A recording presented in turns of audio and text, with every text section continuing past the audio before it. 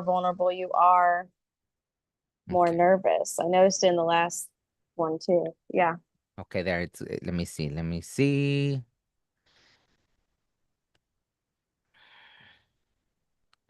Okay, I think we're One too. Yeah. okay. So, hey everybody out there on YouTube. We're live. So this topic today is about relationships, right? I'm right here joined by Debbie. Feel free to hop in the chat. Maybe you want to join us in on the conversation. We're just gonna be going through yeah, a casual conversation about relationships. So I'm gonna have the chat right here open to see if anybody wants to chime in and maybe something you've been dealing with. Because basically it's been like this. Like for me, even months ago, like, I have a friend that's really into astrology, like one of the most knowledgeable people I've met with the topic of astrology. And like, she was like, oh, you're in relationships going all that. And sure enough, it ended up being very true, right? So I know I went through a whole lot of stuff, right? I'll Mm. put it like that. So I'm always curious to see if other people are going through the same thing, right? So yeah, so if anyone's joining us and during this time, if you were going through things, or if, even just now, if you're going through relationship stuff and you want to chime in, by all means, I'll have the chat right there, to see what you guys put. And if not, then me and Debbie are just gonna have a casual conversation about the topic. So, how do you wanna, or what's a good way to start this conversation? To hop right into the spiritual, or let's just talk about, okay, let's talk about, oh, so for those that don't know, Debbie's a therapist, right? She's been a guest plenty of times. I should have probably started off with that. Debbie's a therapist. She's been on the podcast 4 or 5 times. Um, so obviously she has experience dealing with this because I think let me ask you that. Do you notice that a lot of people go to therapy because of relationships? Is Oh, that what yes. is that Oh, one of the yeah. main causes? I would say that, yeah, anxiety or relationships, but a lot of anxiety can be caused by relationships or can come Ah, through because of relationships. Yep. absolutely. Mhm. Okay, so that's funny. So what percentage would you say are because of relationships? I would say at least 50. Oh, okay. All right then. Hmm. So yeah, so you have a lot of experience with this, right? So hopefully, I know you can't be putting everybody's business out there, but Mm-mm. maybe you can, share as much as you can Yeah. about the subject.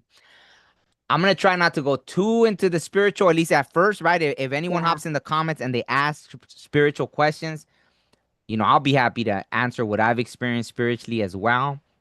And maybe you could chime in on that, what you've experienced spiritually. But let's Hmm. just start off with normal things, right? I definitely think we come here to experience relationships, right? To this whole earth school. So Hmm. what let's start it off with that. What do you think? I know it's kind of a vague question, but what do you think is a healthy relationship versus a non-healthy relationship? Mm. I think it depends on the person and what they're looking for. And I think more people nowadays are starting to like evolve in what they're looking for and being able to try to get to the point of asking for what they want. So right now, I guess more in my practice, I do have couples that are trying to open relationships or people who are seeking more polyamorous situations, and Mm. trying to figure out how to have those conversations either with people they're dating or their partner. So I think there is definitely a lot of like shifting going on. Yeah. So polyamorous means multiple partners, right? Hmm. So there's people that literally are like they'll come to you and say like, "Oh, I want to have a polyamorous relationship," and they're asking you for advice on how to Yeah, how to approach approach it either the with partners the or partner or because they're dating multiple people and they're like, should I tell them all or should I get them all together in a room and have a conversation? Like, what should I do? wow. So yeah, and I mean, even for me too, I've been on a date with a guy too who he didn't consider himself polyamorous, but he was spiritual also, and he Mm. let me know up front that like, hey, I really enjoy you, our time and the energy exchange, but there is somebody else too. Oh, So wow. like, yeah, so it was kind of like take it or leave it, like I'm not changing. Oh, okay. And so, So so for you, it was like a leave it kind of situation. I mean, to be honest, I really like that person. I think he's a great soul, and we have a lot in common, and can have really good conversations. But I mean, to me personally, I get jealous. That's Oh, like my toxic trait. I no. get jealous. Why Like is that toxic? Yeah, I yeah. No, no. I Okay, go want ahead. Go to ahead. have one person to myself. So yeah. So knowing that that was going on, yeah, yep, couldn't Yeah. do it. No, no. So I'm 100% the same way. And Hmm. for me, maybe when I was younger, like if they're not a partner, maybe I wouldn't Hmm. have cared, right? Like I wouldn't have Right. cared. But now experiencing all the things I've experienced spiritually Hmm. and seeing all the things I've seen, I know that if I'm connecting with this person, I'm also connecting to all the people they're connecting to. Right. Yep. And you don't know what kind of spiritual hygiene or physical hygiene, emotional hygiene, all of that. Yeah. Yeah, yeah. So no, no, I'm Hmm. I'm glad you brought that up because yeah, for me, that would be a no-go, right? I rather, like you said, Yep. so it's not even just a jealousy thing, though I'm sure maybe that would, or at least in a younger Yeah. time, that would have been the case, and I wouldn't have Hmm. felt any shame about it. Um, what do you call it? Hmm. But yeah, for me, definitely the spiritual Hmm. component of taking on someone's energy.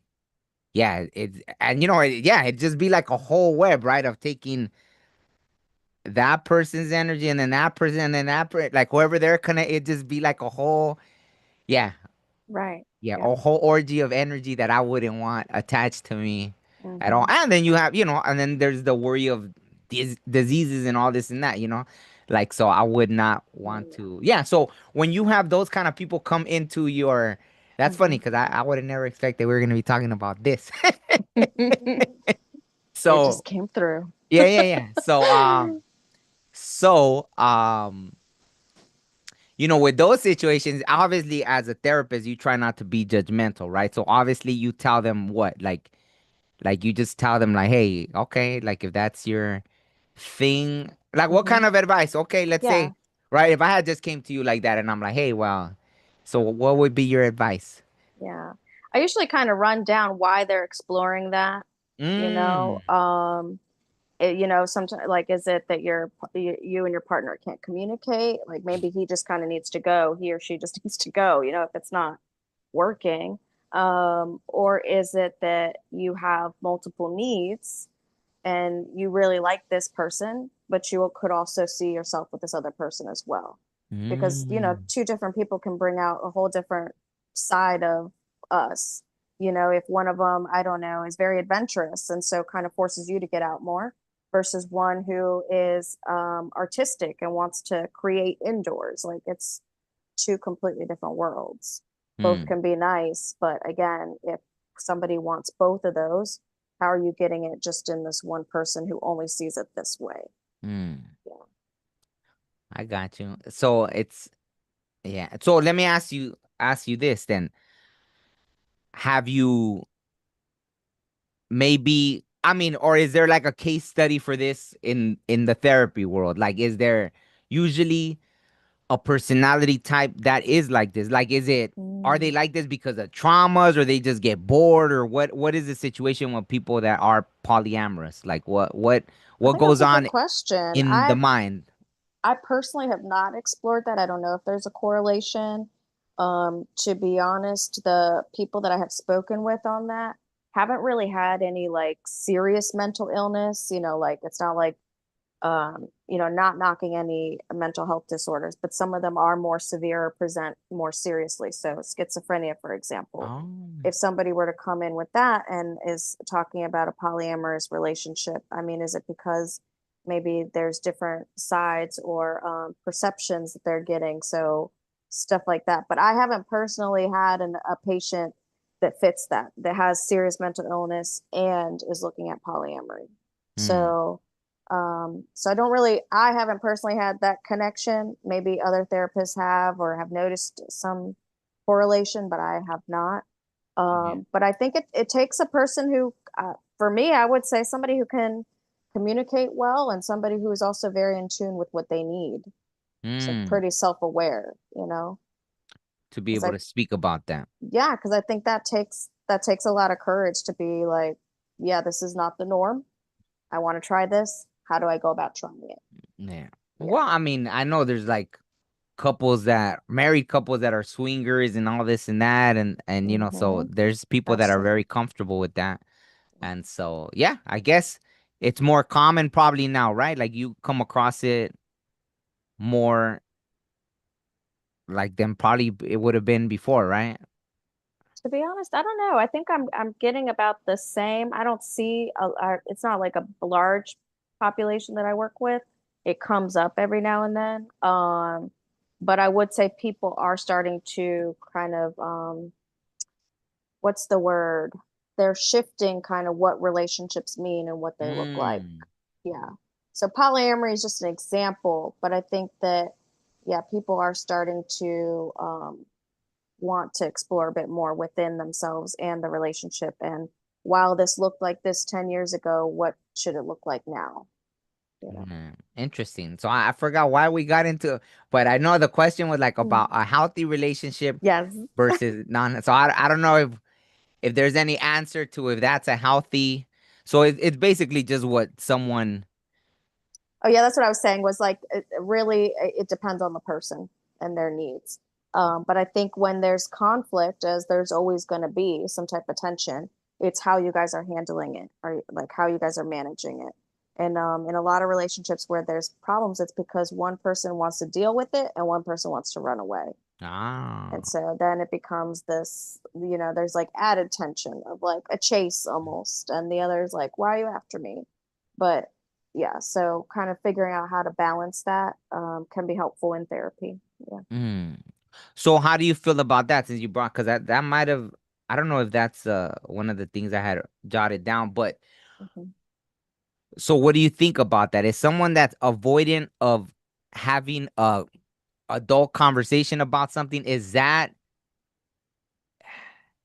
would you see that as something wrong? Because obviously if you're not willing or you're not at that place to be able to have a grown conversation about a problem Mhm. and you shut down, do you think that's like those are trauma responses?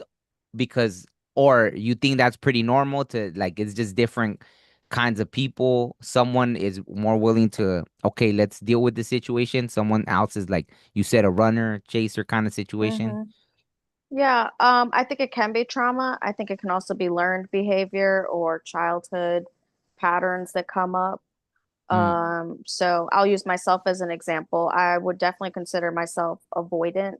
I think I've Oh. gotten a lot better over the years. Probably within the last 2 years, I've kind of worked really hard on fixing that habit and that pattern in myself. But I could identify, I can pinpoint kind of what has caused that for me. And it's because when I was growing up, I had a sibling who had mental health issues, and she a lot of times a lot of the attention would shift to Oh. her. And if I voiced something, it wasn't, and it was never expressed this way, but it was a feeling as a child that like my stuff didn't really matter in comparison to the severity of what she was going through. So Hmm. I learned to then just keep my stuff to myself to work through my own stuff, and Ah. that like people don't need to be helping me, or it was like I didn't deserve to express what I needed or what I wanted. So it was a Hmm. learned thing. And then when I would get into situations where somebody actually really wanted to know, it felt confrontive, and I would shut down. Yeah, I wouldn't want to deal with it. Wow. And it would take me longer to process too. So it wasn't always necessarily like I didn't want to fix it, but it was like internally, I had to kind of fight my own battle before I could show you what I was working with, if that Hmm. makes sense. Like No, it does. I had to take time to look at it first and then be like, okay, this is what I'm working with. And then we could figure it out. But see, a lot of that, like I said, goes back to communication, because if I know that about myself now and I can tell a partner that now, then they can meet me where I'm at and they understand that like she's not shutting down because she doesn't care or she's defiant or whatever. It's because she needs time, and then we're going to work on it. So Hmm. yeah. Hmm. Interesting. And so you said now you can work on it. So in past relationships, you weren't able to express that this is what was going on with you then. Right, because I would act that way, and then the partner at that time would take it and like escalate it more of Mm, like, well, why are you not dealing with it? Why are you running away? Why are you, and then it would force more of a shutdown where I didn't even want to look at it. I was like, you know what? I don't care. So then yeah, I just would avoid it, stuff it down, repress a lot. It was really unhealthy. Yeah. wow. Yeah, no, Hmm. no, yeah. No, it makes sense though, you know. Hmm. Especially that, right? Because as humans, right, we're so different and everything Hmm. about and like you said, it was something from childhood, right? So Yep. well, let me ask you this. What made you want to change that? Or what made you finally have that self-realization that you even needed to work on it, right? Because for example, Hmm. there is the type of personalities that are like, I don't want to change, and that's it. Hmm. And so when once someone makes up their mind that they don't want to change, Yeah. like no one's gonna change them, right? So what made Hmm. you at one point be like, okay, I want to work on this. Hmm. I think that's a good question. I think it was when I identified where it stemmed from, which I didn't really, I don't know when exactly it happened, but it was pretty recent, probably over the last year and a half, Oh where wow. like that came to me. I was like, oh my gosh, this is why I do that. And so when I kind of put all that together, kind of like a puzzle, I was like, wow. And I just like looked at it and was like, that's okay. I need to stop doing that. I need to Mm, actually face it and like feel that discomfort. And even if I think another piece too, which is a big thing that people come to and feel in therapy, is rejection. And mm, so that's another thing too for me, because in childhood, it did feel like a rejection. If I was emotional or had an issue, it was like, no, no, no, it's not your time. So it was mm, like, it is a rejection. So that's also what I picked up too, was if I voice this to a partner, what if they reject me? mm, What if they don't want to help me? What if they don't want to sit with me through this? mm, So that was another thing too. And I was like, I really deserve to have somebody who is willing to look at that with me. And if that proves to happen and they reject me, then that's not the person. But I can't find that out until I actually do the thing. mm. So while when this happened, were you alone or were you with a With partner somebody. and oh, you were alone? Okay, so Yeah, I mean I was alone. I think I might have been dating very casually, like nothing serious. Um but like yeah, no, but I was personally, yeah, just alone kind of working through my own stuff, and that's when it came up. Yeah. mm. Hmm. So how common do you think that is? Because I know, for example, there is personalities that yeah, right? Like so I think that's important, right? Like how you said you were alone at the time. Because in a relationship, if you try to tell a partner like, hey, Hmm. like maybe you can work on this, it's like you're trying to change them, right? Or something like that. And then it's never gonna go good, Hmm. right? Because someone gets defensive, right? Obviously. I mean, Hmm. it can go good, obviously. There is some people that will take Hmm. it in a good way, Yep. but I think they have to have that self-awareness to really understand that, right? Hmm. So what was the question I was asking? I completely Whether I was alone or not. But I yeah, yeah, think too, yeah, yeah. even in the casual dating, I was getting a reflection of where my limits were. Mm. Like if I was about to text something or about to express something, I would hold back. And Oh. so things like that. So I think it was kind of there. And even though they weren't serious relationships or anything, it was the habit was there. It was still happening. That one day the light bulb kind of came on and I was like, why do I do this? And Mm. then that's when I had this idea of like it stemmed from these particular things in childhood, and I've got to get out of that pattern. Oh wow. Yeah. Yeah. I'm just trying to like because it seems like something has to trigger. For example, I'll share something, and I Hmm. mean no disrespect by saying it in the way I'm gonna say it. I'm just gonna say it very bluntly. But Hmm. when I was pretty young, I guess I drank a lot, but I didn't think I did, right? Mm-hmm. But at one point, I guess I was going out, briefly with like this stripper, right? And Mm-hmm. at one point, like the stripper told someone else that, they liked me and everything, but I just drank too much. And I remember my first reaction was like, I felt judged, obviously, right? Like, Yeah. shoot, you take off your clothes for money and you're saying I drink too much? Like, what the hell? Like, that Mm. was, but so no disrespect to any strippers out there, anything that Yep. might be like, do your thing, more power to you. But to me, it was Yeah. like, like at that moment, like, yeah, I guess the feeling judged, and I was like, but it did plant a seed, and I was like, damn. Mm. So for my first reaction was like, wait, you take out and you're saying I drink, but then I was like, oh wait, like you take off your clothes for money and you're saying I drink too much. So damn, do I drink too much? Like, do I act like, why is that a problem? Like, I must act a Mm. fool or something. Like, I must be doing things like, when I drink too much. So it helped me. That was, see, that caused something to Mm. where I guess I even almost felt rejected by, a stripper because I drank too Yeah. much. So I was like, okay, then I got to work on that, right? Mm. So that's why I guess I wanted to know, like, if there was a certain thing like that, or like if you were rejected or something that made you say, like, damn, okay, like, I don't know how to have a healthy conversation. Like, why am I not able to express exactly what's going through my mind, my emotions, this and Mm-hmm. that? And I if that's what, never, I never did, and this might sound kind of weird too, but for some reason in all of my relationships, I feel like I've always been the more conscious and aware and the one that just like understands patterns or sees things or has some type of recognition in something that's going on or will correct something. Um, so no, I have not had anybody. I would welcome somebody to check me, ah, but I have not had that. No, nobody told me anything or like said something that made me go like, oh, let me look at that. mm. But maybe that too was just kind of me looking at relationships and wondering why am I attracting the same type of people? That then I started looking more at my behaviors and my patterns, and then maybe that's what happened. But Oh, I okay. don't really remember. Mm.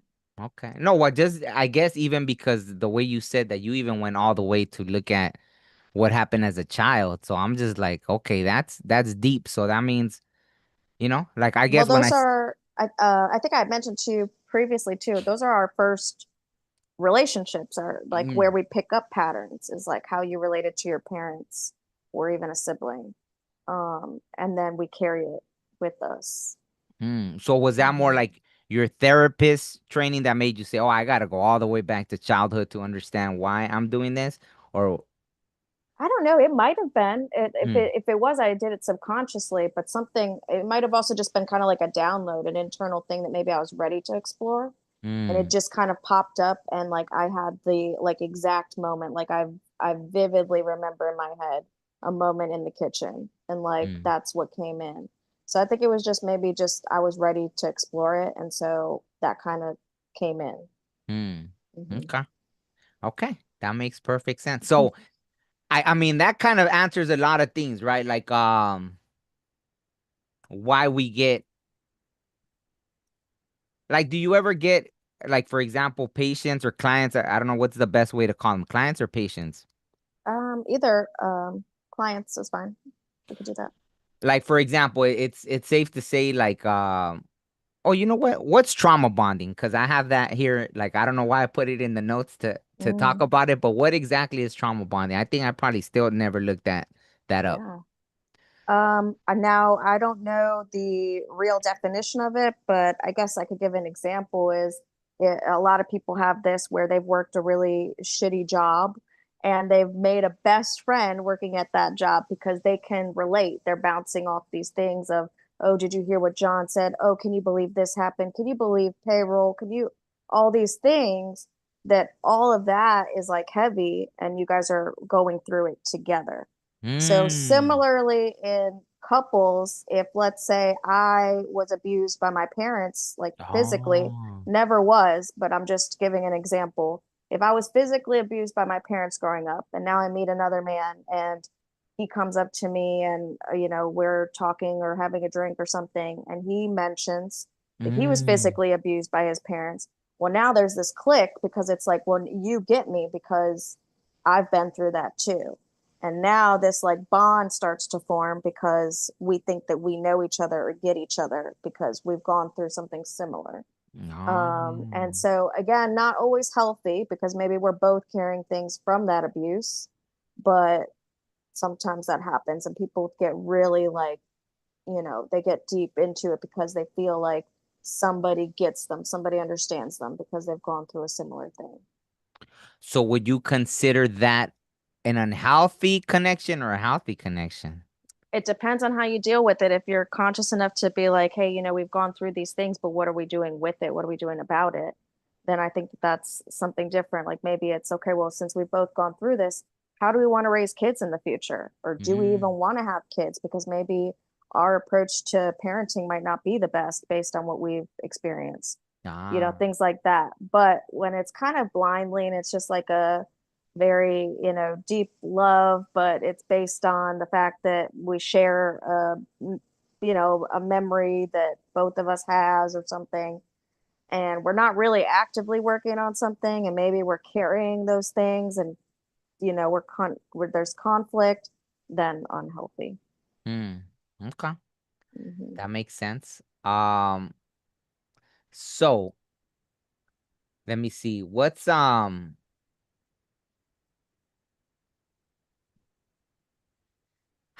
Let me see. Okay, I know. Let's talk about. Okay, I know I brought this up to you before. So, Okay. like for example, in relationships, why? And I see it more now, obviously, right? I Hmm. hope it doesn't play a part, right? I know it might because I don't know, right? I'm not on social media like that to for it to affect me, right? But like for example, the competitive thing, because I do see like on Hmm. YouTube, for example, a lot of things come up where it's like this whole. It seems like a whole war between men and women, right? Or that's how you would think just by looking like at the stuff Yeah. that's posted, right? Right. It's either videos of women disrespecting men or men disrespecting women and blah blah. Mm. So in relationships, a lot of times it does seem like a competitive thing. And so, what do you think causes that instead of being in a partnership, right? Because for me, obviously, like if I'm in a relationship, I want to think that we're building something together, Hmm. right? Like, so why does it turn into that it could be a couple and everything's competitive, right? Like, why do you Hmm. think that happens? I think a few things. One might be the dynamics that they witnessed as a child. And when we think about it too, I mean, around our age group, it, our parents, I mean, this wasn't in my household, but somebody I was married to before in his household, mom stayed home with the kids. She did not work. Dad went out. Mm, So, already there is kind of this, unbalance. Like she's not really making income. He's got the money. It's his decisions mostly on things. Um, Now that wasn't what I saw in my household. My mom worked and she was actually very um like she was a businesswoman. She did a lot of things. Her and my dad were pretty even in that. And she made a lot of the household decisions actually. So it was different. But again, too, when we're looking at that, I would say depending on what you saw growing up, maybe that's what you're gonna, see. And so, like I said, with this person I was married to before, seeing me in the workplace or doing these other things could create a competition of like, but what, and maybe he's not speaking this out loud, but it's like, but I've only seen women in this context or a mm, mom in this context, and you're out here doing this. Why are you doing that? So there's that like uncomfortable or like you said, the competition. Another thing too would probably just be the idea of scarcity. If you're out like getting it and doing well, well then what are you leaving for me? no. Mhm. How does that make sense? Like, It I mean, doesn't when we think about it, but I think some people, unknowingly carry that. Hmm. hmm, yeah, Yeah. yeah, that makes sense. Hmm. You know, you wouldn't want to share like what some of the craziest like relationship things you've seen that I mean, I guess I would want to tie it into like red flags Hmm. where you've had maybe a patient come in that or client that it was like that they just weren't seeing certain red flags, or what would you consider? I guess I do want to ask, like, what's some of the craziest red flags you think that you were surprised, like, how could you not see that? Or Mm. just if you want to give examples of like what would you consider red flags that is like, yeah, it's better to just get the bloop out of there. Mm. To be honest, nothing is coming to mind right now. I'm sure I have them, and I definitely I know in sessions when I hear stuff, sometimes I'm like, "What?" And I have to like ask for clarification and things like that. But so I mean, it does happen, but I nothing's coming really off the top of my head. But I think too, a lot of it is just patterns. Sometimes another partner is just not aware of their patterns, and Hmm. so the things they say to the other, especially the one that is coming to therapy, who's already clearly practicing awareness.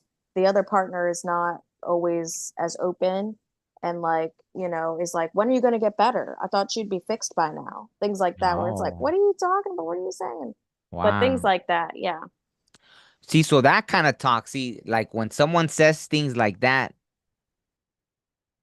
never a good thing, right? Like if someone says very negative things as opposed to like positive Hmm. reinforcement kind of thing, Yep. Hmm. that's not a good sign then.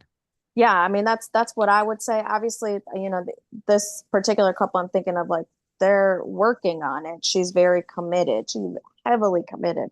But yeah, I mean there are comments like that, and yeah, I hear it a lot in different partnerships, like things like that, little nudges, and the other partner is just like totally unaware of like what they're even saying. Hmm. Where the other one who was coming to therapy is like, I can't believe they said this, Oh, wow. Yeah. Hmm.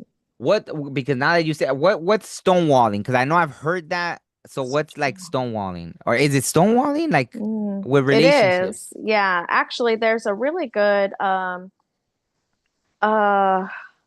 it was, I think it was a therapist, John Gottman. He does like a lot of like love and relationships, and he's like, I think they came up with a method which I am actually curious in myself. I want to learn it, but there are four, they call it the four horsemen, I think, Oh, wow. when the relationship is pretty much doomed.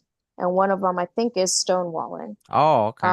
And I think the competition stuff is in there too. I don't think they Oh, wow. call it competitiveness, but they might call it something different. But there's these like four things, and if you have all four, it's like your relationship is probably doomed. But the Mm, stonewalling, I want to say that's kind of like just kind of holding back emotion, or just almost like not even caring anymore. yeah. Which is kind of what I did in my marriage when, like I said, I got to that point where I was trying to process and the other person wasn't trying to meet me, and it just felt more like attacking. So then I Mm, would just cut off. So I mm. think that's what stonewalling is. But I'll have to kind of review that. I don't really remember. Okay. No, no, Hmm. that makes yeah, so that's kind of Hmm.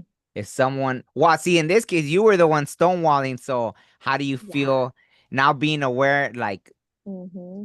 I mean, like you said, if in that case you did it because you were already done, so that was your reaction to, Hmm. so you were trying to help it be done then.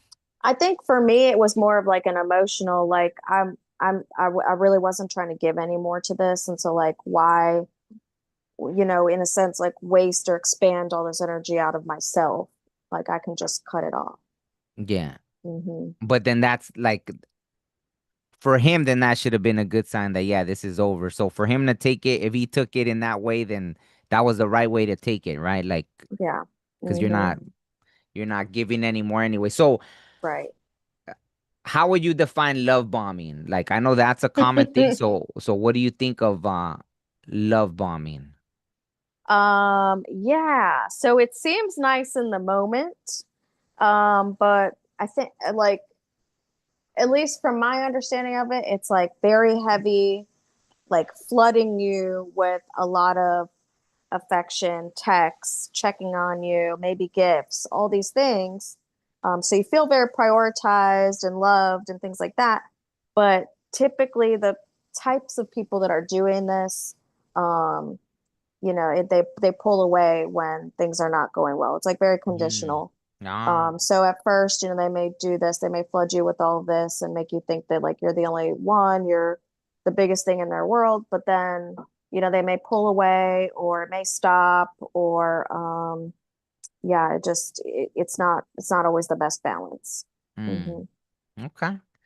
Um, and so I don't know if you want to go into the spiritual aspects of a relationship, right? Hmm. Um, and just in case anyone's watching this, like we decided to do this today because it is International Podcast Day, right? So today, Uh-huh. yeah, so we're like, oh, let's go ahead and do it live, in honor of International Podcast Day. And we had wanted to talk about relationship stuff. Like I said, for me, a lot of it is connected to spirituality, but I don't know how deep I want to go into that. I mean, Hmm. if someone was, but it doesn't look like anyone's asking any questions. So if someone were to ask me, then I would go into it. Hmm. But yeah, is there anything that comes to mind for you spiritually, like things with Spiritual. relationships or? Yeah, I think something I'm personally struggling with is, I am a big believer in we kind of agreed to who would be in our lives, Mm, and at what time and for what purpose.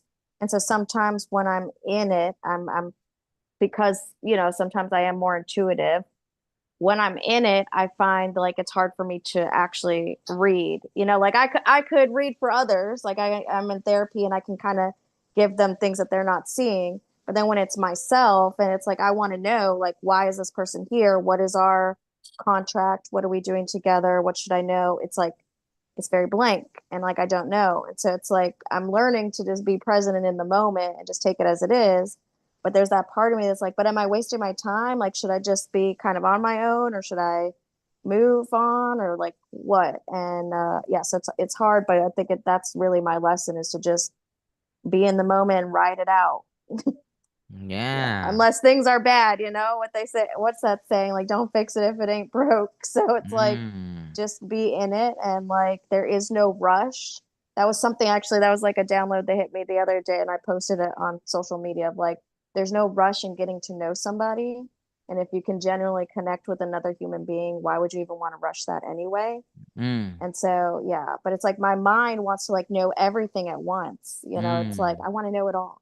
But it's like just take your time, just be present. And been a challenge for me. But yeah. Absolutely. And I don't know, I'm glad you brought that up because, yeah, I see things like that too, right? And the thing for me is that I actually see things. So Mm-hmm. not that you don't, obviously, I know you're tapped in as well, Yeah. but it's like I've been with somebody and seen things and they don't see it, right? Mm-hmm. Yeah. Um, and so I have a good friend that's a seer that as well, and that I trust, and I've even had this conversation, and when they told me like, hey, you're multidimensional, so what you're seeing is real, it exists, but um, it's not this reality. And so it may never be this Yeah. reality, right? Mm-hmm. Sometimes it's that person's choice. So I can be seen, and I've done this. Like I've done this literally when I've read for people. It's almost like I could be like, let's say even you, right? Let's say I was doing a reading for you. I could be literally talking to your higher self without, and Mm-hmm. it's crazy. Like I don't know how that happens, but it happens, right? I've seen it in, man, I've seen some crazy stuff. Like I've even been in situations where it's almost like someone's higher self came to tell on them, like came to tell me what they were doing, and I'm like, Mm-hmm. that Yeah. you told me, you came to me and told me literally, and it was accurate, right? Like when people Mm-hmm. have concealed things, it's like their higher self was even Mm-hmm. on another level. Like, if them and this human body were trying to do something shady, Yep. their higher self was like trying to tell on them, which is Yeah. mind blowing, right? So I know that's a little, that's going somewhere else, Esoteric. Yeah. but yeah. So just to say, like, I've seen things And Mm-hmm.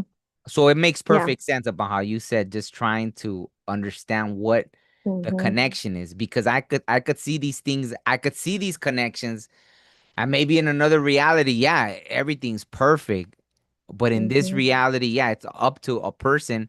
So it's almost like it is or it exists at that moment in Mm-hmm. another reality, or it is a possibility, but it's just like the branches Mm, of the tree. It could go in that way, but both parties have to be equally accepting of it, and yep. that's not always the case. Yeah. Yeah. Mm-hmm. So Yep. Yep. that's very interesting that you Mm-hmm. mentioned that. And it's kind of like that whole twin flame thing, right? Which I'm not gonna go into Mm-hmm. unless. Oh wow, look at my throat got all tight. I don't know if I'm supposed to talk. Yeah. I don't know if that means I'm supposed to talk about it or not talk about it. So Maybe you could take a poll. Who wants to talk about it at another time? yeah, yeah, absolutely, absolutely. Yeah, I mean, it doesn't seem like anyone hopped in with questions. So yeah, if we've Mm-hmm. already been on here for 40 minutes, so we could definitely do another one if you want. And Mm-hmm.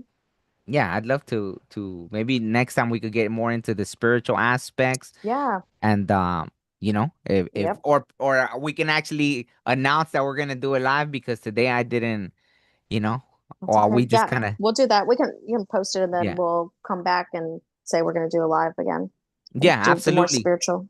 No, Mm-hmm. no, absolutely. So thank you so much. Yeah, I just wanted to check in with you. Obviously, like we said, it's been something that came up for me. It's something that came up for you, the whole relationship thing. So we're like, let's have a conversation about it, Mm-hmm. And since today was International Podcast Day, so yeah. So anyone that watches this after, yeah, leave some comments. Let us know what you've been going through with relationships, if it's affected you during. Oh yeah. So for me, especially during these eclipses, a lot of things came up for me that I had to process.